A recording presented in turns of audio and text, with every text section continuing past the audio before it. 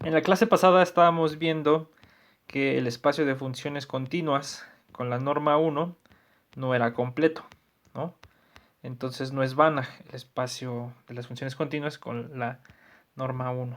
Bueno, entonces les dejé probar que el espacio de las funciones continuas con la norma P tampoco es completo. Bueno, eso piénsenlo. Entonces lo que sí vamos a probar, que lo anoté aquí al final, es que el espacio de funciones continuas con la norma infinito sí es de Banach. Entonces lo que vamos a probar hoy. Bueno, entonces aquí está la proposición. Entonces, proposición. El espacio de funciones continuas con la norma infinito es de Banach. Recordemos que el espacio de funciones continuas se define como las funciones de A en R tal que f es continua. Con la norma infinito, la norma de f, pues se define como la norma infinito de f como el supremo de los valores absolutos de f de t con t entre a y b. Este supremo pues, puede ser un máximo, pero vamos a dejarlo así porque usualmente sí se trabaja con supremo. Entonces, dejémoslo con supremo. Entonces, para probar que este espacio es de Banach, tenemos que dar una sucesión de Cauchy. Entonces, pues sea Fn una sucesión de Cauchy en el espacio de funciones continuas. Entonces, ¿qué quiere decir eso? Eso quiere decir que si epsilon es mayor que 0, existe un n, tal que si n y m son mayores que n, entonces el valor absoluto, ¿no? Entonces la norma infinito de fn menos fm es menor que epsilon. Pero esta, al ser el supremo, eso es mayor o igual que el valor absoluto de las diferencias de fn de t menos fn de t para toda t en a, b. ¿Qué es lo que estamos haciendo acá? Básicamente es lo que vamos a hacer es como en el caso de las columnas que estábamos haciendo cuando era el caso de Rn o el caso anterior de los espacios de sucesiones. Lo que vamos a hacer es fijar un t y fijarnos en dónde intersecta todas las sucesiones, ¿no? La fm de t, fn de t, ¿no? Vamos a fijarnos en este tipo de sucesiones. Estas sucesiones, si ustedes se dan cuenta, están en R, ¿no? Y así, toman otro punto T1, ¿no? Y se fijan en sus Fn de T1, Fn más 1, hasta Fm de T1. Y así, toman T2, toman estos de acá. Estas son como si fueran las columnas de cuando estábamos haciendo la convergencia en Rn o la convergencia en sucesiones que hacíamos el arreglo, entonces tomamos las columnas. Entonces lo que vamos a ver aquí es que también estas columnas también son sucesiones de Cauchy en R y por tanto al estar en R son convergentes. ¿Está bien? Entonces fíjense. Entonces nosotros ya sabemos que si epsilon es mayor que 0, entonces existe un n tal que si n y m es mayor o igual que n, entonces esto, pero aquí lo importante es que vale para toda n, para toda t, perdón, en a, b. Lo que nos está diciendo esto es que si yo doy un t en a, b, esta sucesión es de Cauchy. Pero no solo eso, nos está diciendo que no importa qué t tome acá, para que sea Cauchy me va a servir la misma n para todos. Eso es lo importante de esta parte, ¿no? Del tomar la norma infinito. Que no importa que t me tome, esta sucesión es Cauchy, pero con la misma n para todas las n's. Eso es lo que va a ayudar. Bueno, entonces vamos a nombrar esto pues, carita feliz porque ahorita lo vamos a usar. Bueno, entonces, ¿qué es lo que está diciendo acá arriba? Entonces, lo que está diciendo es que Fn es de Cauchy en R para todo T. ¿Está bien? Bueno, entonces, al ser de Cauchy en R, lo que tendríamos entonces es que va a existir estos límites para toda T en A, B.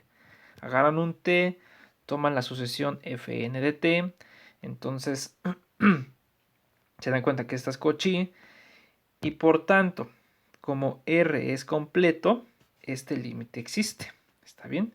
Entonces ese límite pues es un punto en R.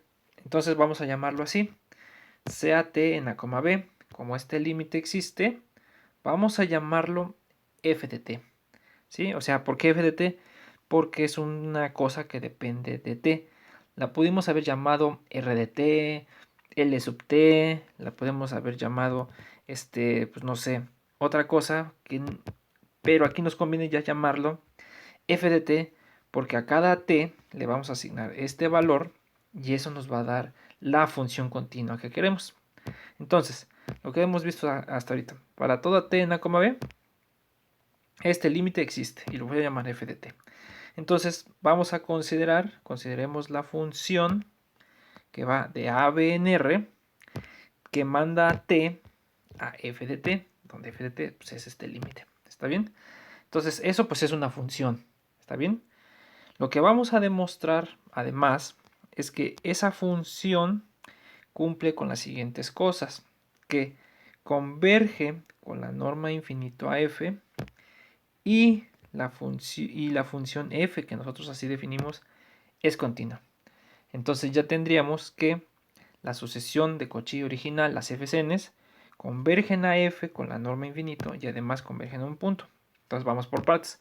Vamos primero a probar que efectivamente pues estas normas convergen, estas fn's convergen a f con la norma infinito. Y eso lo vamos a usar para probar además que la función es continua. Entonces ya tendríamos que la sucesión de Cauchy converge a una función continua. Entonces el espacio de funciones continuas con la norma infinito es completo.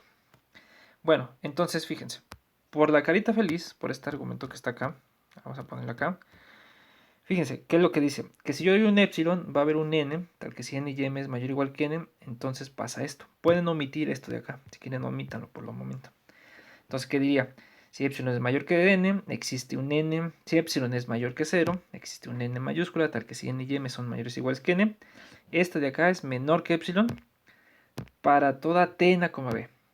Es lo que dije hace rato, que la n, esa sirve para todos los t's. Bueno, vamos a usar eso de acá. Entonces, fíjense. Por asterisco, acabamos de mostrar que si epsilon es mayor que 0, existe una n, tal que si n y m es mayor o igual que la n, entonces fn de t menos fm de t es menor que epsilon para toda t en a, b. Es lo que dije ahí arriba. Entonces lo que vamos a hacer es un argumento similar al que hicimos cuando probamos que el espacio de acciones convergentes es completo. Lo que vamos a hacer es fijamos una n. Por lo regular este argumento siempre es igual. Fijen una n, uno de estos de acá. Cualquiera, n mayor o igual que n. Y hagan el otro tender a infinito. Este de acá, m. Entonces, ¿qué pasa cuando hago yo tender m a infinito? Pues como este límite es f de t, porque no importa si aquí le pongo n o le pongo m, ese límite sigue siendo f de t. Bueno, entonces, ¿qué pasa ahí? Que si hacemos tender m infinito, aquí nos va a quedar f de t. Entonces nos va a quedar así. Si fijamos n mayor o igual que n y hacemos m tender a infinito, tenemos que fn de t menos f de t es menor o igual que epsilon para toda t en a, b. Esta es otra cosa que ahorita vamos a usar. Bueno, no sé si esa, pero es algo similar. Y como es para toda t, entonces podemos decir, es decir, que esta n también que está acá sirve para todas las t's. Entonces, lo que estaríamos diciendo es que el supremo de fn de t menos f de t es menor o igual que epsilon. ¿Está bien? Es lo que está diciendo ahí. Pero este supremo, si ustedes consideran este supremo, es igual a esto de acá, pues la definición. Entonces fíjense a qué llegamos. Fíjense que nosotros llegamos a que si epsilon es mayor que 0, entonces va a existir una n en n, tal que si n es mayor que la e, mayor o igual que la n, entonces esto de acá se hace chico. ¿Qué es lo que está diciendo ahí? Lo que está diciendo es que esta sucesión fn converge a f, ¿está bien? Con la norma infinito. Entonces hasta aquí lo que ya demostramos es que esta sucesión fn converge a infinito. Ya lo probamos, nos hace falta probar ahora que la f, ¿sí?, es una función continua. Entonces vamos para allá. Pero espérenme, dejen borro esto, porque esto no va a ser para explicarles eso. O sea, ya con eso se prueba que converge con la norma infinito. Lo que ahora necesitamos probar es que al que converge es un elemento del espacio, es una función continua. Bueno, entonces vamos a hacer eso. Entonces ya tenemos esto de acá. ¿Está bien? Ay, no, esto de acá. Entonces ya sabemos qué es converge a f. Entonces, ahora, ¿qué nos falta probar? Nos falta demostrar que f es continua. ¿Está bien? En a, b. Entonces, ¿cómo le hago para probar que una función es continua? Pues tengo que probar que es continua en todos los puntos. Entonces, pues doy 1, sea t en a, b, cualquier punto. ¿Está bien? Entonces, ¿qué es lo que quiero demostrar? Quiero demostrar que f es continua en ese punto. Entonces, pues hay que dar una epsilon y hay que encontrar una delta, tal que todo el argumento de la continuidad se valga. Bueno, entonces, sea epsilon mayor que 0. Entonces, por un argumento similar a lo anterior, ¿sí? En lugar de agarrar con epsilon, lo podemos hacer con epsilon entre 3. Es este de acá, este argumento de acá. Este de acá que llegamos por acá. Por un argumento similar a este que acabo de encerrar, ¿sí? Tenemos que, si yo doy epsilon mayor que 0, va a existir un n, tal que si n es mayor o igual que la n, entonces esto se hace menor que epsilon entre 3, ¿sí? Y esto otra vez es importante que esto lo sabemos para toda t en la coma b, para toda t. Es decir, nosotros sabemos que la sucesión fn converge a f. Fn de t, perdón, converge a f de t. Es como convergencia puntual. Entonces, como es convergencia puntual, la definición primera que tendríamos es que existe una n que depende de t. Le pueden poner así como n de t. Tal que si n es mayor que n de t, entonces esto pasa. Hasta ahí, eso es lo que sabríamos. Pero la naturaleza de nuestra situación nos dice que, dado un epsilon, existe una n, tal que si n es mayor o igual que la n, entonces esto se hace chico, se hace menor que epsilon entre 3, pero para toda t. Lo que está diciendo es que la t que yo me tome no importa porque la n para la convergencia de esto va a ser la misma. Les digo, es una especie como de tomar la n de manera uniforme para todas las t's, ¿no? Que es raro de ver, ¿no? Porque pues siquiera tenemos dos límites, digamos f de t1 igual a el límite de fn de t1, que sea igual a f de t2, y el límite de fn de t o de s1 es igual a f de c1. Entonces puede ser que las n's para uno y para el otro sean distintas. Lo que está diciendo aquí, esta parte que lo remarca aquí, es que eso no pasa en este caso. Que la n sirve para todas, y eso lo vamos a usar ahorita. Entonces, nosotros queremos demostrar que f es continua en t0. Entonces necesitamos sacar de algún lado una delta, ¿no? Si no tenemos una delta, pues no podemos hablar de continuidad. Entonces, ¿dónde va a salir? Pues fíjense, voy a agarrar el n mayúscula de acá. Entonces dice, como fn mayúscula es continua en t0, porque es así, sabemos que es continua, de entrada, pues las sucesiones de funciones fn, pues nos las agarramos en fn, ¿no? En las funciones continuas.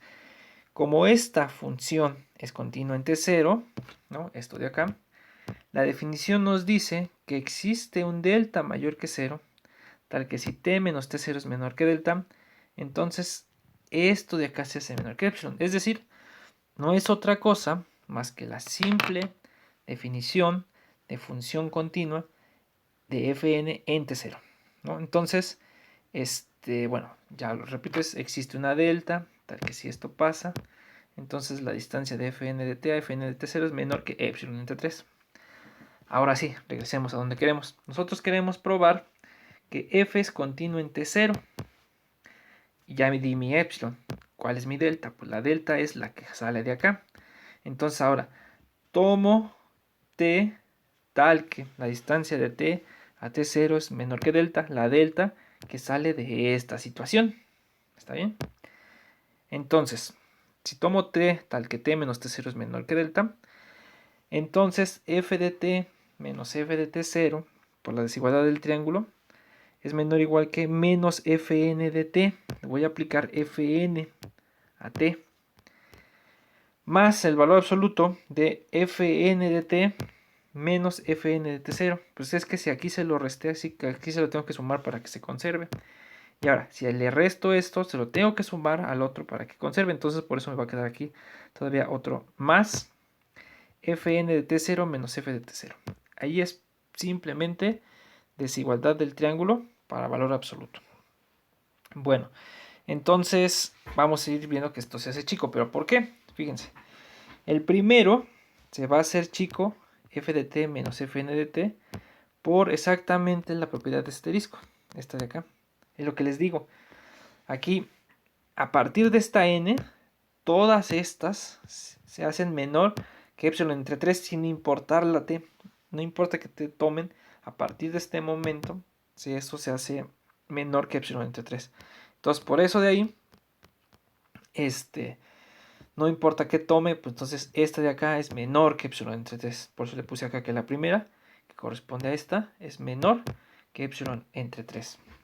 Ahora, la segunda, esta de acá, también se va a hacer menor que epsilon entre 3, pero esto es por la continuidad de la fn. Fíjense, como t a t0 es menor que delta, la fn satisfacía esto cuando la t cumplía que t menos t0 es menor que delta. Entonces, esto es simplemente por la continuidad de la f. Este se hace chico por la continuidad de la fn. ¿Está bien? Bueno, y ahora este se hace chico porque otra vez es el argumento asterisco. Fíjense, lo vuelvo a repetir porque es así como súper importante. Lo que está diciendo es que existe una n, tal que si n es mayor o igual que la n, entonces esto de acá se hace chico. ¿Está bien? Pero sin importar la t. Entonces, como no importa la t, acá también con t0 se va a cumplir lo mismo. Entonces, esto de acá va a ser menor que epsilon entre 3. Entonces, ya sumadas los menores de todos estos tres, nos va a quedar que es menor que epsilon entre 3, más epsilon entre 3, más epsilon entre 3, que es igual a 3 epsilon, es igual a epsilon. Es decir, nosotros dimos un epsilon mayor que 0, encontramos una delta, esta de acá, y vimos que f de t menos f de t0 es menor que epsilon, ¿no? Eso lo que nos está diciendo es que f es continua en t0. Entonces aquí déjenle borro porque aquí es en t0. F es continua en t0. Uy. En t0 y por tanto en todo a, b.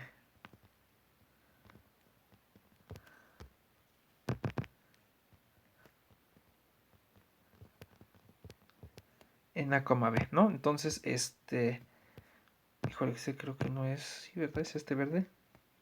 Bueno, y por tanto en todo a, b.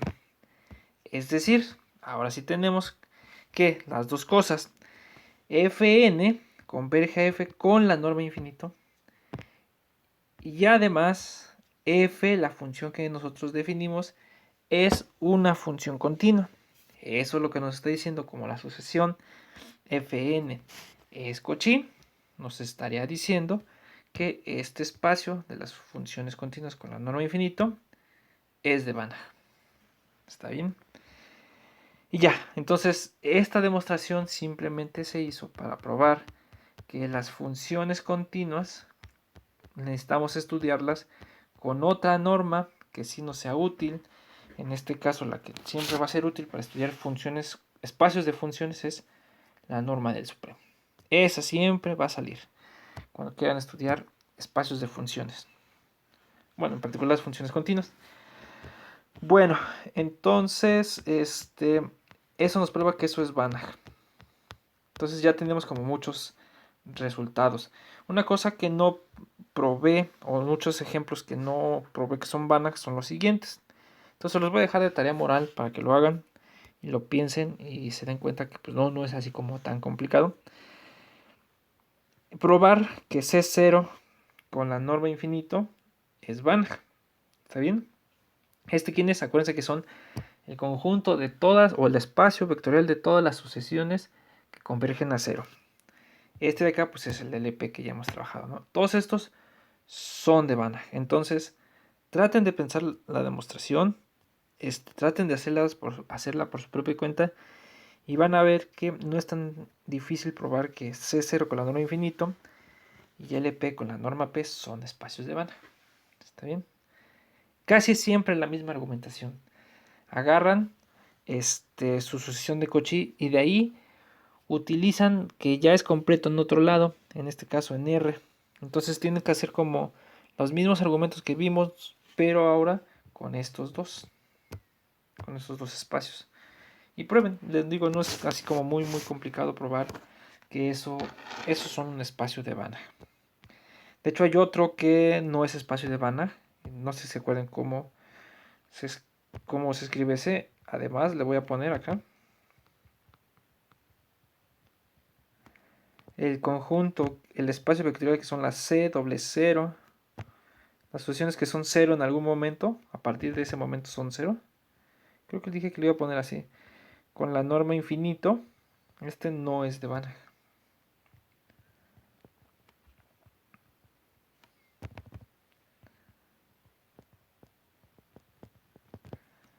¿Está bien? Traten de probar a ver si pueden que ese no es de Banach y a ver cómo les sale, ¿no? Bueno, entonces pues ya tenemos así como un poco de experiencia en ver qué espacios de Banach y qué no, ¿no?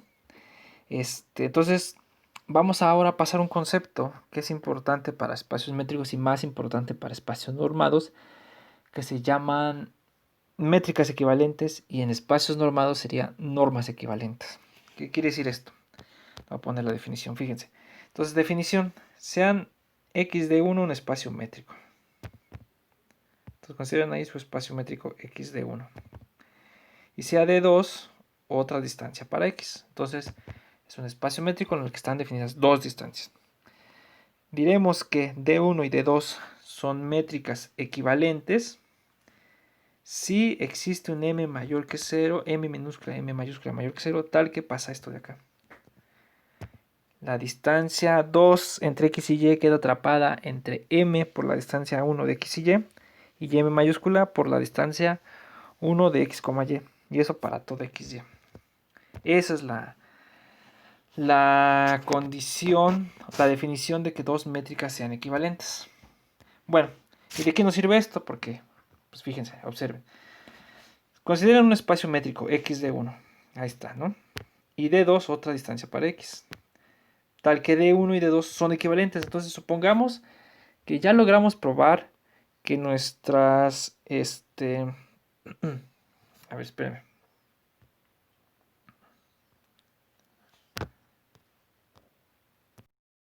No, a ver, me estaba yo yendo por otro lado. Entonces, observación, fíjense. Sea x de 1 un espacio métrico y D2 otra distancia para x. ¿Está bien? Entonces, tal que D1 y D2 son equivalentes. Supongamos que ya tenemos que nuestras métricas son equivalentes, que ya lo logramos probar por algún motivo. Ahorita pues no les he dado ejemplos de métricas equivalentes, pero eso lo vamos a ver en la siguiente sesión. Bueno, entonces supongamos que son equivalentes. Entonces se van a cumplir las siguientes cosas. Si una sucesión es de Cauchy con respecto a la primera, ¿no? Entonces es de Cauchy con respecto a la segunda, y al revés, si es Cauchy con respecto a la de 2, es Cauchy con respecto a la de 1, ¿no? Y eso es en realidad inmediato de acá, porque que sea Cauchy quiere decir que pues las distancias de xn a xm pues, se van a 0, pero si estas se van a 0, se van a ir a 0 acá, con distancia 2 de xn a xm. Entonces si es con la de 1 es Cauchy con la de 2. Y análogamente, ¿no? Si es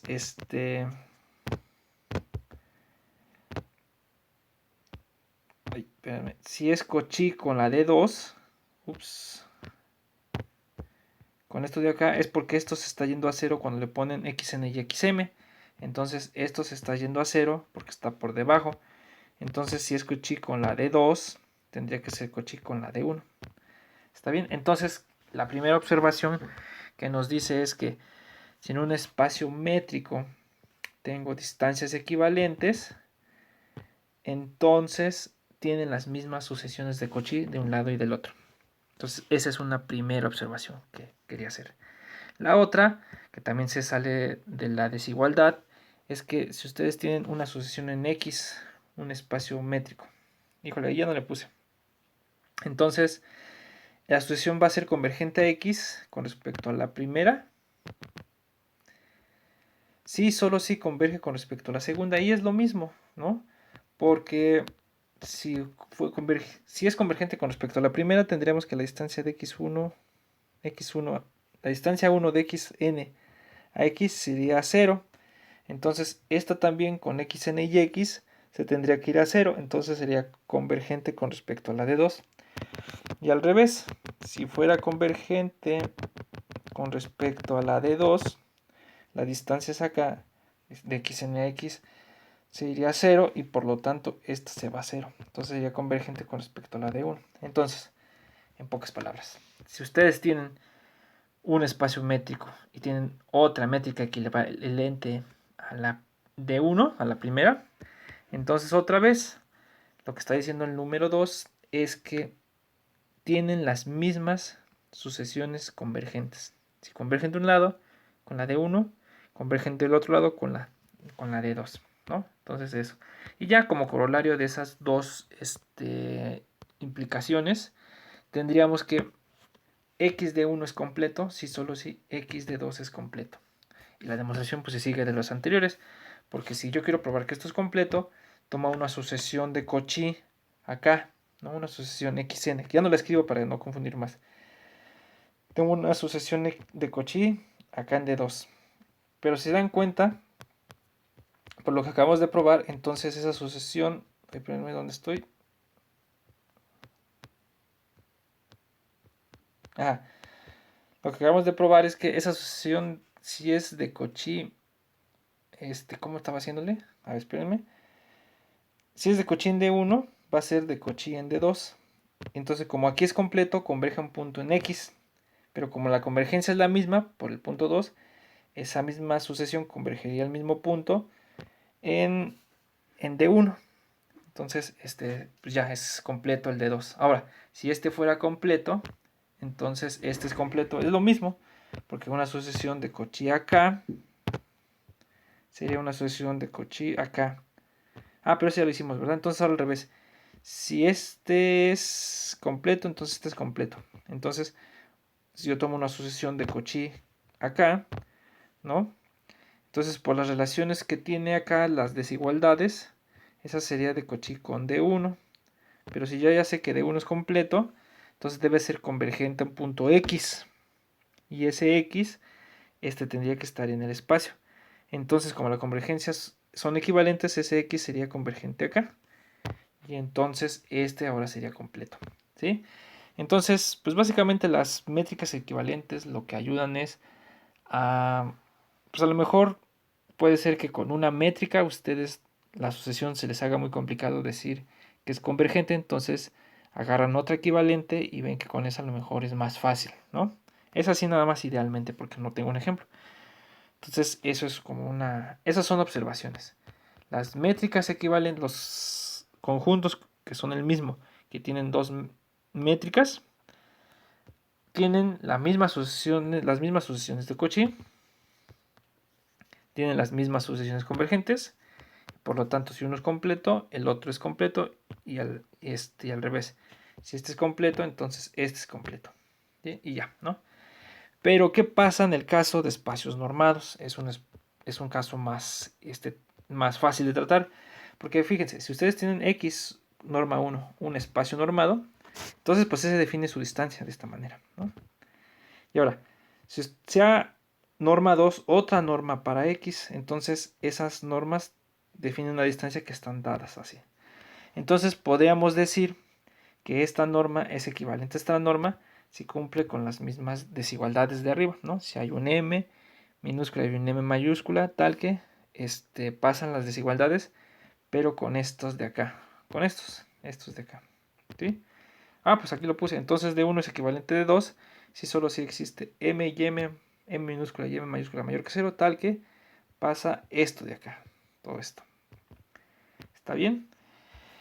Pero como x es un espacio vectorial, pues aquí le pueden poner el 0 al 0 y aquí le ponen el 0 y nada más se quedan con el x. Entonces no lo vamos a probar así tal cual formalmente, pero lo que estamos diciendo ahí es que En realidad, para hablar de normas equivalentes no necesito, en espacios normados, no necesito dos letras, sino nada más necesito uno porque puedo prescindir, por ejemplo, de esta. Entonces, por tanto, dos normas en un espacio vectorial, aquí le voy a poner X, aquí se me pasó. Un espacio vectorial, a ver.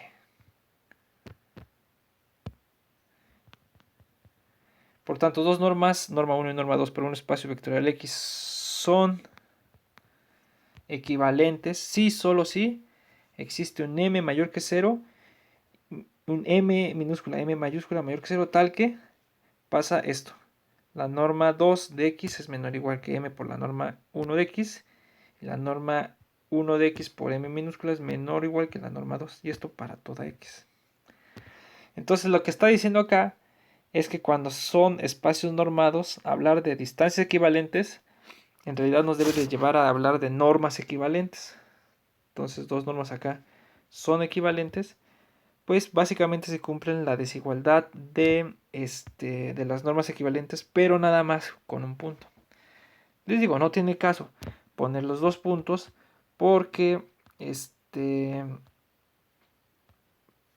pues como es para todo xy, aquí le puedo poner 0 y me da, ¿no? Entonces, pues nada más cuando hablemos de normas equivalentes, lo que vamos a dar a entender es que se cumplen esta desigualdad.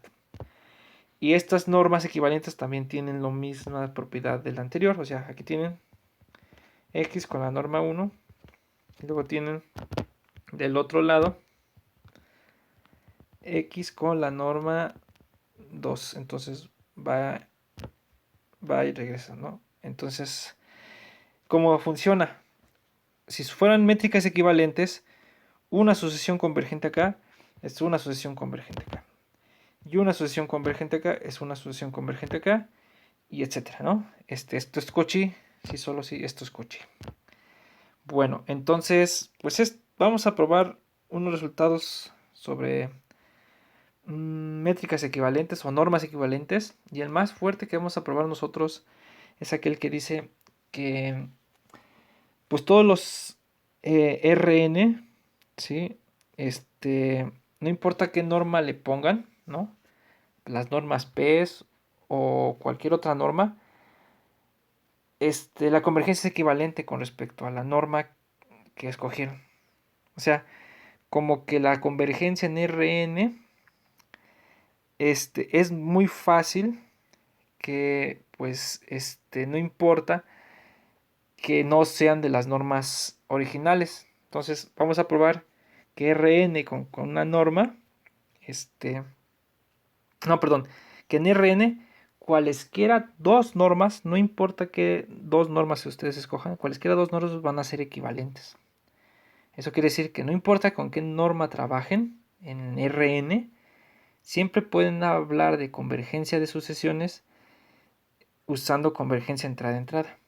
¿Está bien? Y eso nos va a llevar automáticamente que Rn con cualquier otra norma es de Banach, que es una cosa que les dejé.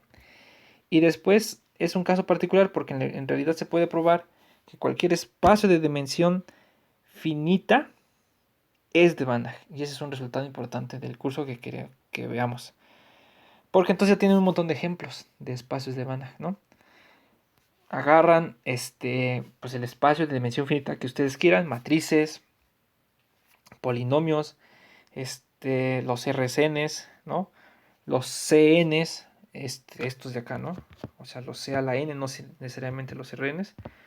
Todos esos, con la norma que ustedes que quieran de ponerle ahí, va a ser un espacio de Banach, ¿no? Entonces, ese